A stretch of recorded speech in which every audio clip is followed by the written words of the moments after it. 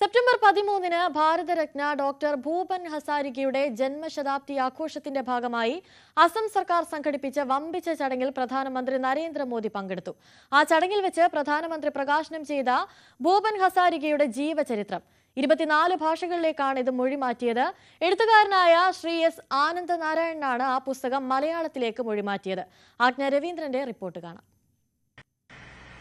ഭൂപൻ ഹസാരിക 20-21 നൂറ്റാണ്ട് കാലഘട്ടത്തിൽ അസമിന്റെ ശബ്ദത്തെ ലോകശ്രദ്ധ ആകർഷിച്ച ഒരേയൊരു കലാകാരൻ.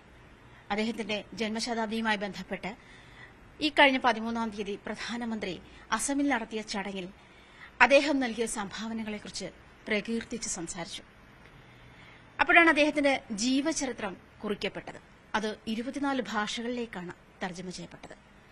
നമുക്കിവിടെ ഭൂപൻ ഹസാരിക അസമിന് നൽകിയ സംഭാവനകൾ, അദ്ദേഹം ഭാരതരത്നയിലേക്ക് അല്ലെങ്കിൽ ദേശീയ തലത്തിലേക്ക്, ലോകതലത്തിലേക്ക് അദ്ദേഹം നയിച്ച സാഹചര്യങ്ങൾ, ഇതൊക്കെ വ്യക്തമാക്കാൻ ഈ പുസ്തകം മതിയാകും.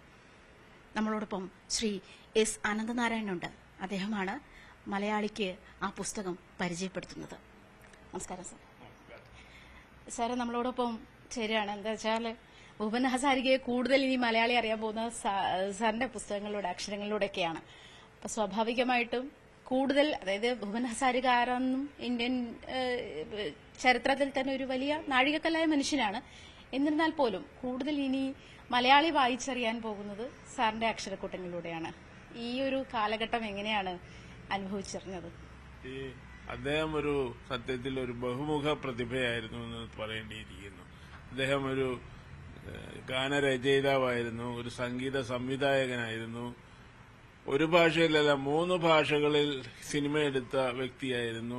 ഇതിനെല്ലാറ്റിനും അപ്പുറം വടക്കുകിഴക്കേ ഇന്ത്യയുടെ ജനങ്ങളുടെ ഇടയിൽ സമാധാനവും സഹവർത്തിത്വവും നടപ്പിലാക്കാനായിട്ട് പ്രവർത്തിച്ച ഒരു സാമൂഹ്യ പ്രവർത്തകൻ കൂടിയായിരുന്നു. അതായത് കവിത എഴുതുന്നത് ഒരു ജീവിതമാർഗമായിട്ടല്ല അദ്ദേഹം കണ്ടിരുന്നത്. അദ്ദേഹം അതിനെ ഒരു പ്രത്യേക ലക്ഷ്യത്തോടുകൂടി വേണം ഓരോ ഗാനവും രചിക്കാനെന്ന് കരുതിയിരുന്ന വ്യക്തിയാണ്. അപ്പോൾ അത്രയും ബഹുമുഖ പ്രതിഭയായ ഒരാളെ മലയാളികൾക്ക് സത്യത്തിൽ പരിചയപ്പെടുത്തേണ്ടത് ഒരാവശ്യമാണെന്ന് എനിക്ക് തോന്നി. ഞാൻ നേരത്തെ തന്നെ ഭൂപൻ ഹസാരികയുടെ ഒരു ഫാനായിരുന്നു. അദ്ദേഹത്തിന്റെ സിനിമാ ഗാനങ്ങൾ, പ്രത്യേകിച്ചും രുദാലിയിലെ ദിൽ ഹൂം ഹൂം കരെ എന്നുള്ള ആ പാട്ട്, ഹൃദയസ്പർശിയായ പാട്ട് കേട്ട് ഞാൻ വികാരഭരിതനായിട്ടുണ്ട്. അപ്പോൾ ഇങ്ങനെ ഭൂപൻ ഹസാരികയെ കുറിച്ച് മലയാളത്തിൽ അദ്ദേഹത്തിന്റെ ജീവചരിത്രം അദ്ദേഹത്തിന്റെ ജന്മശതാബ്ദി വേളയിൽ നടത്തണമെന്ന് ആസാം പ്രസിദ്ധീകരണ ബോർഡ് ആവശ്യപ്പെട്ടപ്പോൾ എനിക്ക് യാതൊരു മടിയും ഉണ്ടായിരുന്നില്ല ആ ദൌത്യം ഏറ്റെടുക്കാനായിട്ട്. പക്ഷെ 3 മാസത്തിനിടയിൽ ഇത് തീർക്കണമെന്നുള്ള ഒരു ടൈറ്റ് ഷെഡ്യൂൾ അതിന്റെ ഉള്ളിലുണ്ടായിരുന്നു. അത് തീർക്കാൻ 3 മാസത്തിനുള്ളിൽ തീർത്തു കൊടുക്കാൻ സാധിച്ചു എന്നുള്ളതിൽ എനിക്ക് അതിയായ ചാരിതാർത്ഥ്യവുമുണ്ട്. ഈ വടക്കിഴക്കൻ കലഹകാലത്ത് കൂടുതലും സമാധാനത്തിനും അല്ലെങ്കിൽ മതസൗഹാർദ്ദത്തിനും ഒക്കെ വേണ്ടിയിട്ട് പ്രവർത്തിച്ചൊരു സാമൂഹ്യ പരിഷ്കർത്താവ് കൂടിയാണല്ലോ അദ്ദേഹം. സാറിപ്പ പറഞ്ഞ പോലെ ബഹുമുഖ പ്രതിഭയാണ്. അപ്പോ അത്തരമുള്ള ഒരു സംഘർഷകാലമൊക്കെ അദ്ദേഹത്തിന്റെ എന്തായാലും ഓട്ടോബയോഗ്രഫിയിൽ ഉണ്ടാകും.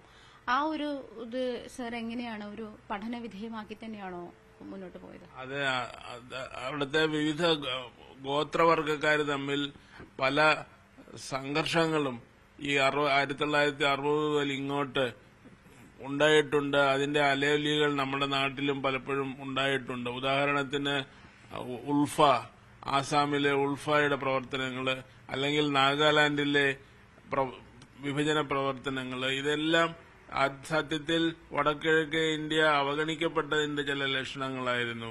പക്ഷെ തന്റെ മാതൃരാജ്യത്തെ മാത്രമല്ല ആസാമിനെ കൂടി സ്നേഹിച്ചിരുന്ന അദ്ദേഹത്തിന്റെ ഗാനങ്ങളിലൂടെ, അദ്ദേഹത്തിന്റെ കലാപ്രവർത്തനങ്ങളിലൂടെ ജനങ്ങളെ ഒന്നിച്ചു കൊണ്ടുവരാൻ അദ്ദേഹം ശ്രമിച്ചിരുന്നു എന്നുള്ളത് ആ പുസ്തകത്തിലൂടെ നമുക്ക് മനസ്സിലാവും.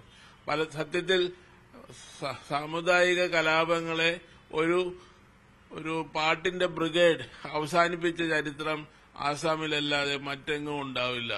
അതിലാണ് ഭൂപൻ ഹസാരിക എല്ലാ പാർട്ടിപരമായിട്ടുള്ള അഭിപ്രായ വ്യത്യാസങ്ങൾക്കും അതീതനായിരുന്നു. സത്യത്തിൽ അതിരുകൾക്ക് അതീതനായ മനുഷ്യൻ എന്ന് തന്നെയാണ് ആ പുസ്തകത്തിന് മറ്റൊരു തലക്കെട്ട് കൊടുത്തിരിക്കുന്നത്. അദ്ദേഹത്തിന്റെ ഒരുപക്ഷെ വളർച്ചയുടെ പല ഘട്ടങ്ങളിൽ അദ്ദേഹം വളരെയധികം ദേശീയ നേതാക്കളുടെ സ്വാധീനത്തിൽ പെട്ടിരുന്നതുകൊണ്ടാവാം ഡോക്ടർ രാധാകൃഷ്ണൻ, ശ്യാമപ്രസാദ് മുഖർജി തുടങ്ങിയ നേതാക്കളുടെ സ്വാധീനത്തിൽ വലയത്തിൽപ്പെട്ടതുകൊണ്ടുകൂടിയായിരിക്കണം അത്തരത്തിലുള്ളൊരു കാഴ്ചപ്പാട് അദ്ദേഹത്തിനുണ്ടായത്.